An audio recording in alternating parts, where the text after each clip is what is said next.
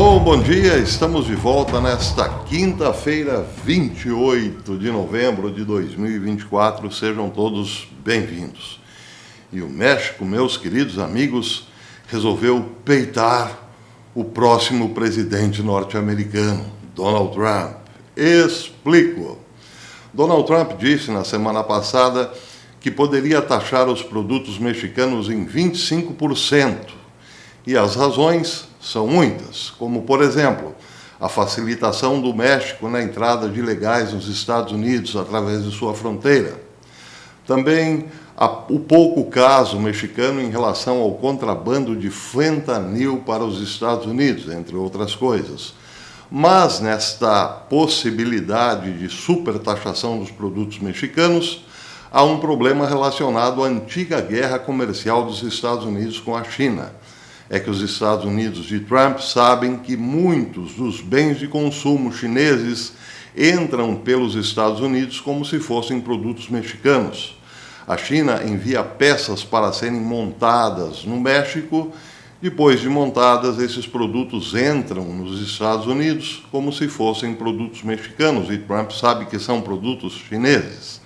São várias as razões pelas quais Donald Trump quer fazer com que o México tenha um pouco mais, digamos assim, de compreensão do problema que os Estados Unidos travam com a China. E uma ameaça, nesse caso, deveria surtir muito efeito. Até parece, sim, que surtiu algum efeito, porque a presidente do México, Claudia Sheinbaum, chegou a comentar, pelo menos nos bastidores, que deveria ceder em muitos pontos a ameaça dos Estados Unidos. Ela, num primeiro momento, se mostrou compreensível ao tom do discurso de Donald Trump. Mas isso foi só num primeiro momento. Parece que Claudia Sheinbaum foi orientada a dobrar a aposta e peitar o futuro presidente norte-americano, o presidente eleito Donald Trump. Vejam só o que disse aqui o Wright Jornalismo, hoje, num post publicado hoje.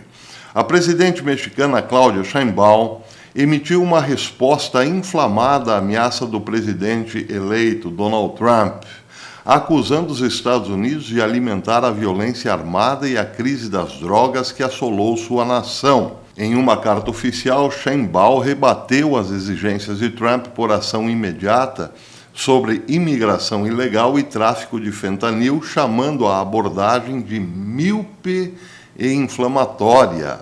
A carta de Sheinbaum, lida em voz alta durante uma coletiva de imprensa na terça-feira, rejeitou o ultimato de Trump, alegando que o México já havia resolvido seus problemas na fronteira sul. Em vez disso, ela desafiou Trump a se concentrar no que descreveu como uma causa raiz, ou causas raízes da migração, sugerindo que os Estados Unidos redirecionem fundos destinados à guerra para promover a paz e a estabilidade na América Latina. Bem, Donald Trump não usou nenhum fundo para a guerra. Ele será o próximo presidente que não se envolveu em nada na guerra com a Ucrânia, mas Sheinbaum já está colocando isso na conta de Donald Trump como se ele tivesse enviado bilhões para a guerra e pouco para a fronteira sul. Quem fez isso foi Biden, colega de Sheinbaum de ideologia, um colega ideológico. Assumindo uma postura mais ousada, Sheinbaum alertou que o México retaliaria com tarifas próprias se as medidas propostas por Trump entrem em vigor. A uma tarifa, disse ela, seguirá outra em resposta e assim por diante, até colocarmos nossos negócios comuns em risco. Ela alertou que tal guerra comercial levaria à inflação e à perda de empregos em ambos os lados da fronteira. E ela também criticou a demanda por drogas nos Estados Unidos, argumentando que o papel dos Estados Unidos no tráfico de drogas é a força motriz por trás dos cartéis e da violência. Trump ainda não respondeu à carta de Sheinbaum, mas, diz o diário, como México e Estados Unidos têm ligações profundas, O México, por exemplo, foi responsável por 15,8% do comércio total dos Estados Unidos em setembro. Esse impasse crescente poderá ter grandes consequências econômicas. Para finalizar, diz o diário que Sheinbaum concluiu seus comentários solicitando uma ligação de Trump e anunciando sua intenção de coordenar com o primeiro-ministro canadense Justin Trudeau uma resposta em relação à ameaça de Donald Trump. Então está aí. Temos engatilhado uma nova crise entre Estados Unidos e México. Repito, logo depois da ameaça de Trump, Sheinbaum mostrou-se pelo menos receptiva a argumentar. Não é o caso agora. Ela foi orientada, repito novamente, a dobrar a aposta. Muitos estão dizendo que isso é uma determinação de Xi Jinping, que tem mais ascendência sobre o México hoje do que imagina a nossa vã filosofia. Então, isso aí. Crise entre Estados Unidos e México antes de Donald Trump assumir. Vamos ver se Donald Trump mantém o seu discurso, como ele responderá à carta de Sheinbaum. Mas quem conhece Trump sabe que ele responderá mais ou menos como fez no passado em relação a Kim Jong-un. O meu botão é maior que o seu.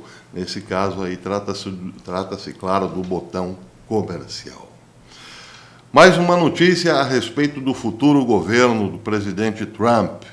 Trump, o presidente eleito dos Estados Unidos, nomeou ontem, quarta-feira, o general reformado Keith Kellogg para o cargo de enviado especial dos Estados Unidos para a Ucrânia e Rússia e como um dos seus assistentes presidenciais. Keith Kellogg já pertenceu ao governo Trump no primeiro mandato de Trump.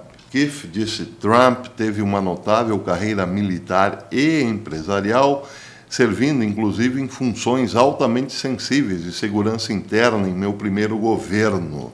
Ele esteve comigo desde o início.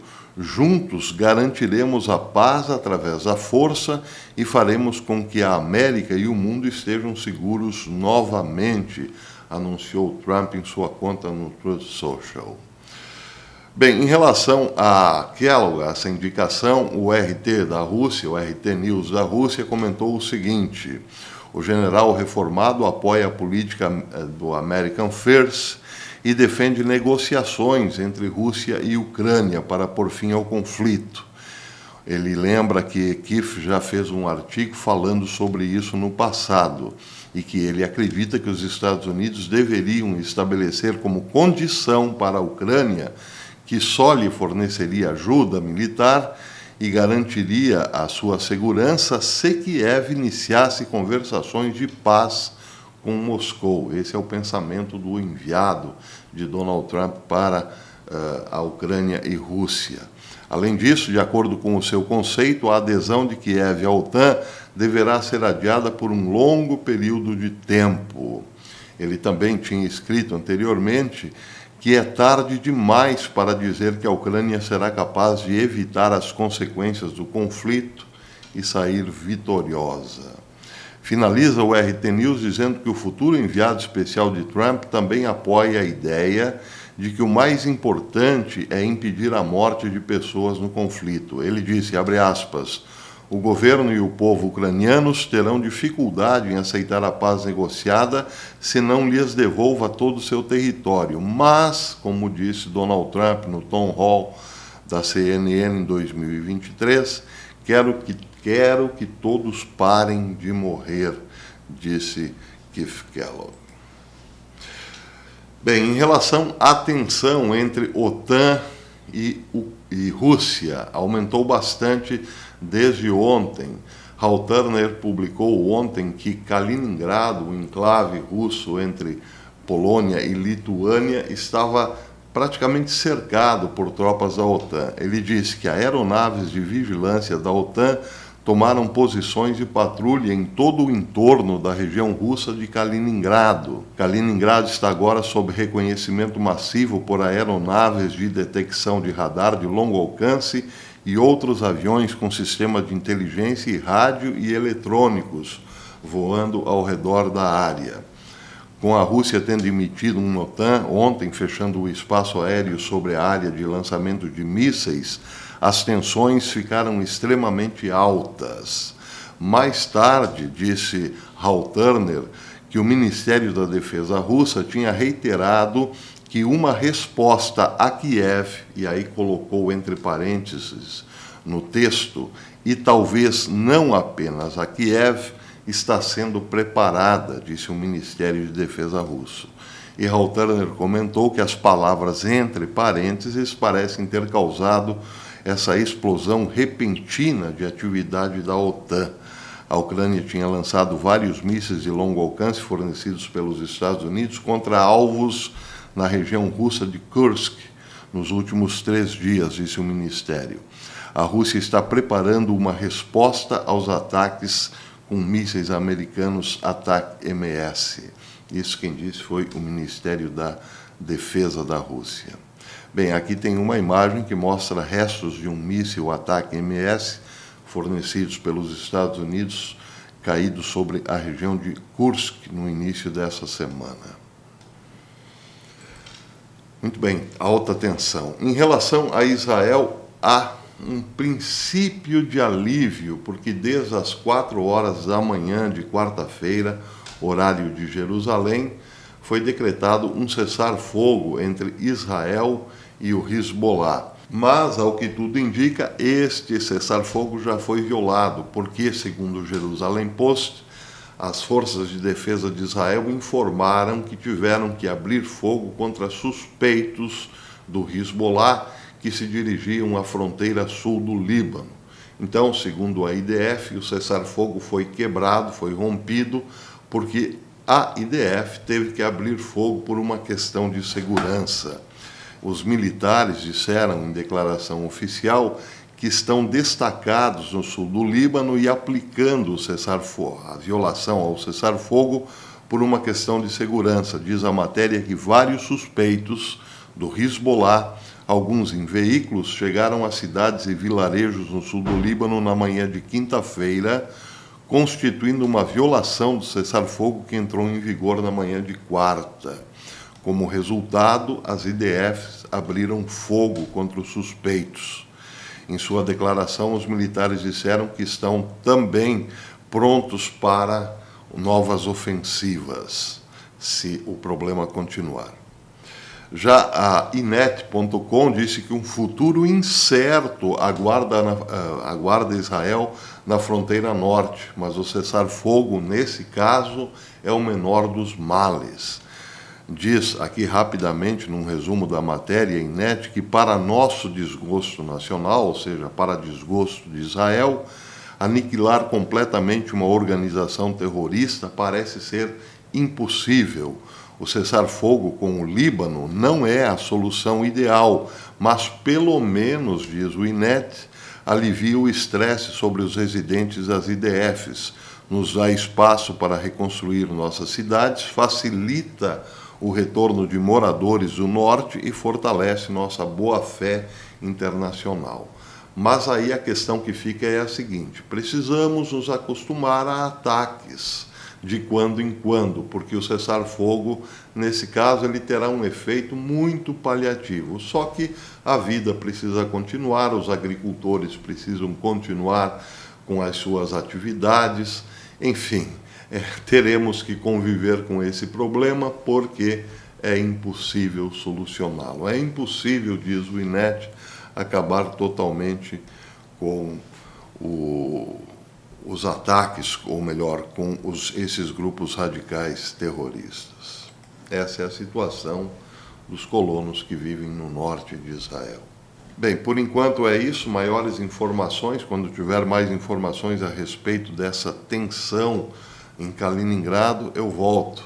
Seja como for, à noite eu volto também com as curtinhas do professor. Se você gostou desse vídeo, deixe o seu like e verifique aí se você ainda é inscrito no canal. Se não for mais inscrito, inscreva-se novamente, acione o sininho para receber as notificações dos nossos vídeos. Até depois, se Deus quiser.